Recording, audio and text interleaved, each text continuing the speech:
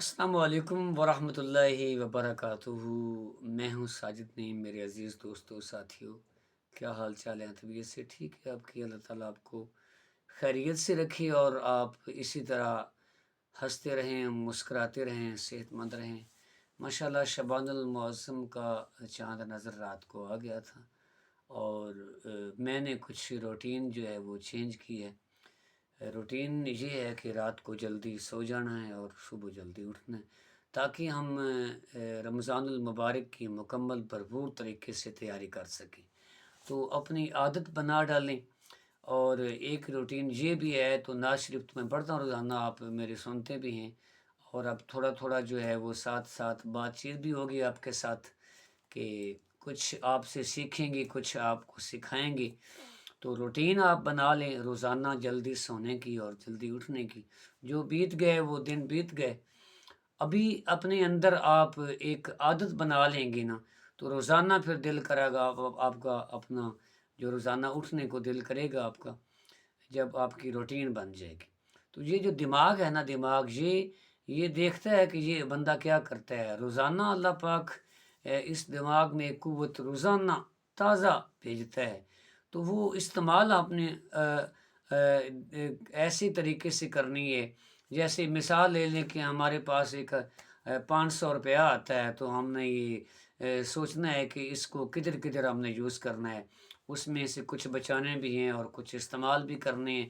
تو کہاں کہاں آپ وہ جائز طریقے سے استعمال کریں گے، تو وہ آپ کے پاس کچھ پیسے بچ بھی جائیں گے، اور جو آپ کے بعد میں بھی کام آئیں گے۔ تو اسی طریقے سے یہ جو دماغ ہے نا، یہ روزانہ اللہ پاک اس میں ایک قوت ڈالتا ہے، وہ اگر ہم اس کو صحیح طریقے سے استعمال کر سکیں گے تو یہ زندگی بہت خوبصورت ہے۔ نا امیدی کو، مایوسی کو چھوڑ دیں، فریش رہیں ہر وقت۔ انسان کے ساتھ دکھ، تکلیف، رنجش یہ ہر وقت زندگی میں آتی رہیں گی، یہ ختم نہیں ہو سکتی گی۔ جو زندگی گزر گئی اس میں بھی دکھ تکلیفیں ہم نے جھیلی، ہم نے برداشت کیا، صبر کیا، اور جو نیکسٹ زندگی ہماری آئے گی اس میں بھی دکھ تکلیفیں آئیں گی۔ تو ہم اگر مایوس ہو گئے تو ہم ہار جائیں گے۔ اپنے اندر ایک قوت پیدا کریں، ایک جذبہ پیدا کریں، اللہ پر چھوڑ دیں۔ جو بھی ہمارے وقت اوپر آتا ہے، ہم پہ مصیبتیں تکلیفیں آتی ہیں، وہ آزمائش کے لیے آتی ہیں، اس کو اللہ تعالیٰ کے اوپر چھوڑ دیں۔ کچھ محنت کریں، تھوڑا بہت محنت کریں، آپ محنت کریں اور کچھ بننے کی ہمت پیدا کریں، اپنے حساب سے آپ کام ٹھیک کریں، کسی کو دکھ تکلیف پریشانی نہ دیں۔ اب جتنا بھی ہو سکے آپ جو آپ کے ساتھ زندگی میں چل رہا ہے، دوست احباب ہیں، اس کے ساتھ اچھے طریقے سے آپ پیش آئیں۔ باقی اللہ تعالیٰ پر چھوڑیں۔ جو کوئی اگر آپ کے ساتھ 2 نمبری کر رہا ہے، آپ اس کے ساتھ 1 نمبر طریقے سے رہیں۔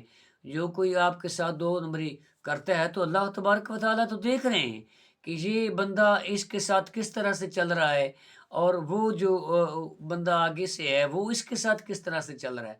تو ایک نہ ایک دن ایسا آئے گا کہ اللہ تبارک و تعالیٰ وہ جو چھپا رستم بنا پھرتا ہے، اس کو اصل جو اندر سے وہ جو ہے وہ آپ کے سامنے ظاہر ہو جائے گا۔